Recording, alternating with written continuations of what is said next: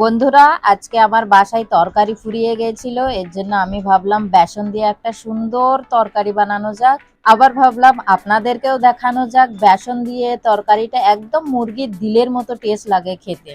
আমি বেসনের ভিতরে হলদি, লবণ, জিরে, ঝালের গুঁড়া, ধনে গুঁড়া, তেল সমস্ত মশলা দিয়ে ডো তৈরি করে নিয়েছি। তারপরে এরকম লম্বা লম্বা করে পানির ভিতরে বয়েল করতে রেখেছি।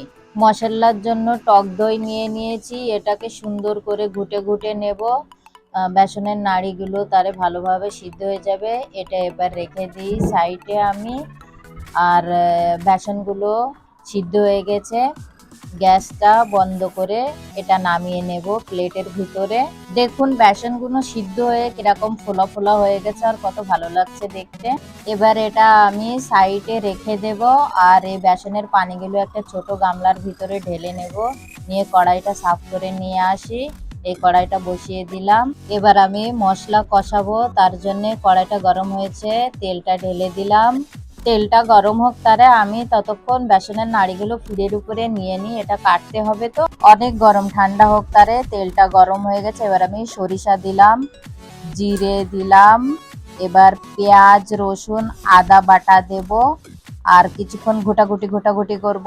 আপনাদের বাসায় তরকারি ফুরিয়ে গেলে আপনারাও এই তরকারিটা রান্না করতে পারেন, একদম গোশের ফিলিং দেবে এই তরকারিটা। এবার আমি সব মশলাগুলো এর ভিতরে দিয়ে দিব।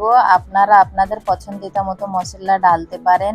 আমি নতুন নতুন ভিডিও বানাচ্ছি, ভালো লাগলে সাপোর্ট করবেন কিন্তু। এবার আমি টক দই গুলো এর ভিতরে দিয়ে দিব আর সুন্দর করে মশলাটা ভুনাই করে নেব। এবার এটা ধিমি আঁচে হতে থাকবে। আমি তারে বেসনের নাড়িগুলো টুকরো টুকরো করে কেটে নিব। কাটা হয়ে গেছে, এবার ফিরেটা হাঁটিয়ে যে বেসন সিদ্ধ করে যে পানিগুলো ছিল ওই পানিগুলো এর ভিতরে ঢেলে দেব। আরো নতুন নতুন ভিডিও দেখার জন্য ফলো করতে ভুলবেন না।